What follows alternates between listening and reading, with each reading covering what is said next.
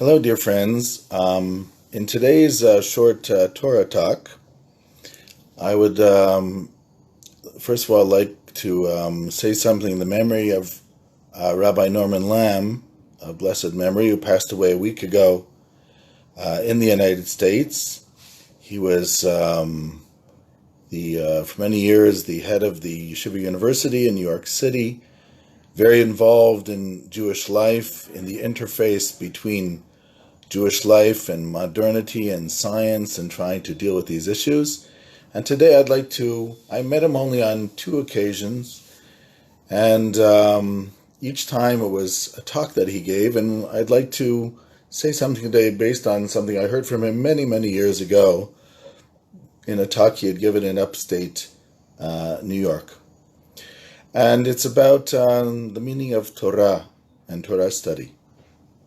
The Mishnah says in Pirkei Avot, in the Ethics of the Fathers, in chapter 6, Mishnah 2, Rabbi Yeshua ben Levi, who is first generation Amoraic scholar in the land of Israel, says every day a bat kol, a heavenly voice, it can be heard from the Mount Chorev. And it says, woe to the creatures, meaning to people, mi elbona shel Torah, because of the insult to Torah. And the continuation explains what the insult to Torah is. And he quotes the verse, V'haluchot, and the tablets, Maaseh Elohim Hema, they were the work of God. V'hamichtav, and the writing on the luchot was the writing of God. Charut al haluchot, they engraved on the tablets. And Rabbi Yeshua ben Levi says, do not read the word charut, which means engraved, but read it with the different vowels, the same letters, and you have the word cherut, which means freedom. She'en lecha ben chorin ela mi she'osek b'talmud Torah, because you have no one more free than somebody who busies themselves with the study of Torah. And anybody who studies Torah transcends the world. What does this mean? So Rabbi Lamm explained an interesting idea. He says in the Hebrew language you have 2 words for freedom.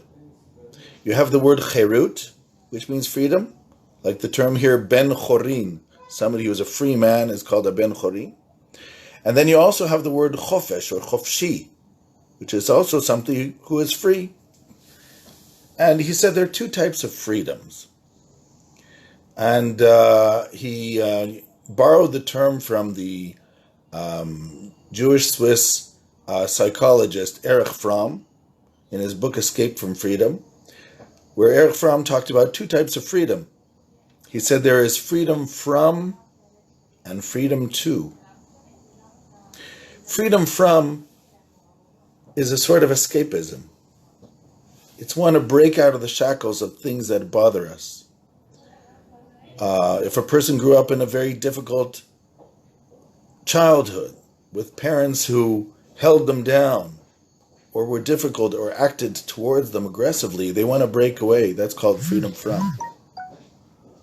On a more general level, there was a generation of young people in the 60s and the 70s, the generation of the hippies and the yippies, who were the generation who were born the next generation after the Shoah, after the Second World War. And they wanted to break out of what they saw as a world formulated by their parents, which brought upon catastrophes, and they were anti-establishment and anti-government, and they were disorder on campuses, etc. And that breaking of the attempt to break the old order is like freedom from, because you don't know where you're going. Even if it comes from good motivation, you don't know where you're going. Very often revolutions, even when they start in the best of motivations and best of intentions, sometimes just breaking the old order is not good enough. Just to give an example, the Russian Revolution brought communism instead of a better order in the country. So there's freedom from. And there's a second concept which Fromm mentions, which is called freedom to. freedom too is creative freedom. Now, Rabbi Lamm claimed that in the Hebrew language we already have this built into two words. There's the word chofesh. It says hamet chofshi min mitzvot. A dead person is exempt from the mitzvot. They're free from the mitzvot. That's freedom from. There's nothing you have to do anymore. You are free. When you're dead, you don't have to pay taxes. You're free from taxes. You're free from the mitzvot. Freedom from is a breaking out of the shackles, but where does it go? Where does it lead you? He says the second term is called cherut or ben chorin. This is freedom too. This is creative freedom. Let me give you an example of creative freedom. When I was in high school, I was just turned 15 and I was in Toronto at the time.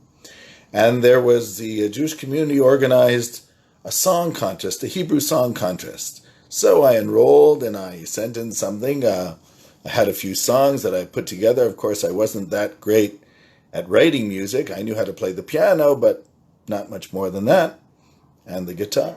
So I sent it in. About a month later, I got a letter. Dear Mr. Shochat, thank you very much for joining our contest. And together with the letter was a book, How to Write Music. So, you see, the point is, if you want to be creative in music, you have to learn how to write music and how it works. If you want to be a creative painter, first you have to learn how to paint, and then if you want, you can be surrealistic, you can be postmodern, right? So even Van Gogh, who did a lot of unusual things, it's not that he didn't know how to paint. It was something that he decided.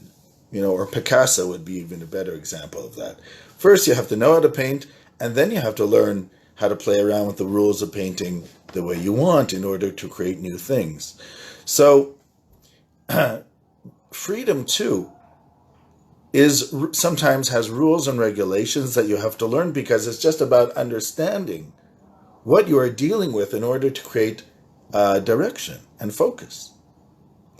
Somebody once said that in society, there are rules and regulations and limitations in order to create the greatest freedom for everybody in society. Because when there are no rules and regulations, chaim bla'o, the Mishnah says, life swallows you up. We are, of course, living in difficult times.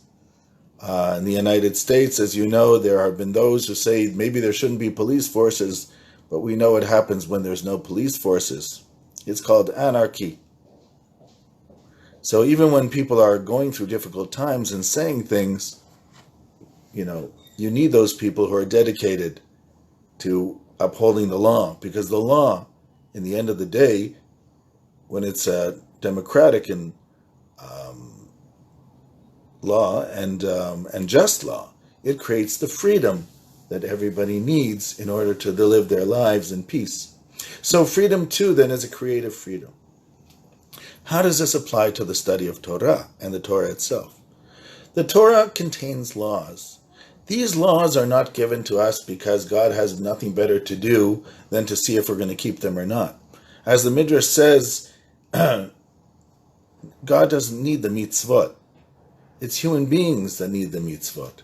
Does it matter to God if a person slaughters an animal from the front of the neck or the back of the neck? God's not going to eat that meat. But the mitzvot were given in order to purify us, in order to teach us. So sometimes with the mitzvot, it appears as if sometimes with the mitzvot, there are all these limitations, but each one of them has ideas. And they're in order to teach us how to be creative with our lives. When a human being is born, there is no instruction pamphlet of exactly what's supposed to be done with this machine. Can you imagine if you bought a fancy new computer and very different than anything you've seen before, and there were no instructions? There was you would say, "What's going on? How am I supposed to use this? At least can I find somebody who can teach me?" Now you have this human being which has a brain, which is probably the most complicated computer on this planet, but there's no instruction pamphlet. So really God did a nice thing at Sinai when he gave us a Torah and said, if you follow these guidelines, it will actually teach you how to use this human being experience to the greatest of its quality and its possibilities. And it doesn't matter who you are, whether you're smart or not smart, whether you're a person who's good with their hands, a person who's good with their head, a people person. In every way, there's something for the Torah to teach us about life. And so the Torah is the freedom too. It's the freedom that you develop when you understand certain things about life, about the regulations, about the possibilities and the limitations of life. And this way we can use what we have, the talents that we have, in positive ways and to try to surpass our possibilities on the day-to-day basis. So all this I say in the name of Rabbi Norman Lamm. And I want to tell one other thing on the second occasion when I met him, which was many years later. And it was on the festival of Passover. So he told a story, and I'd like to tell that story and end with this. And the story he told was something he had heard from Rabbi Shlomo Zalman Shragai, who was very active in the Mizrahi movement before and at the beginning of the State of Israel. And the story was that he was sent to Poland to look for Jewish children who were brought up in monasteries, and very often you had parents who, in order to save their children from death, gave them over to non-Jews and sometimes to monasteries to make sure the children would have a life of sorts. And sometimes these children knew they were Jewish, sometimes they did not. And so Shlomo Zalman Shragai was sent by the Jewish Agency before the state in around 1946 to look for some of these children, 45, 46, in different orphanages in Poland. And he tells the story that on the way back to Warsaw, he was sitting on a train. And across from him on the train was a gentleman who looked like he was wearing sort of Hasidic type of garb. And next to him was the daughter of that person. And as it was getting towards the evening, so Rabbi Lamm turned towards, Rabbi Shlomo Shragai. Lamm is telling the story, but he heard it from Shlomo Zalman Shragai. So Shlomo Zalman Shragai turned to this fellow, this Polish Jew, and he said to him, it's Mincha. Mincha's coming. The man looked back at him and he said, after what he did to us, he doesn't deserve Mincha. Okay. So Shragai didn't say anything, and he recited the Mincha prayer and then sat down in his seat again. Well, as the evening went along, and the train was going a little bit slowly in those days, and Shragai fell asleep. He wakes up, and in Poland in the summer it can get light very early, 3:30 in the morning. He wakes up at around 4 in the morning, and he sees the gentleman across from him, the one who was in the Hasidic garb, putting on tefillin, donning the tefillin on his arm and on his head, and about to say the Shachrit service. He looks back at him and says, I don't understand. Just a few hours ago, what did you say to me about Mincha, and what are you doing now? So the man answered him in Yiddish, because this whole discussion took place in Yiddish. But I'll basically say in English. He said, who else does God have in this universe aside from us? I'm just having sympathy on him. I think that's a beautiful story. Not only does it show the strength of faith, because faith is not only when things go well, it's also when things don't go well. It's like in a relationship. You even have the relationship sometimes through pain, because you value that relationship. So even when you argue and even when you're in pain, you have that relationship. But it's also the commitment the Jewish people has had to God in all these years. And it's because we've studied Torah and we understand that the Torah was given to embellish our lives, to give us something positive. So even during the hard times, we say to God, thank you for your Torah. And we know that sometimes we suffer because of it, but know that ultimately it leads us to be greater people, more spiritual, and looking in the direction of a better world, which is coming tomorrow. Shalom, shalom.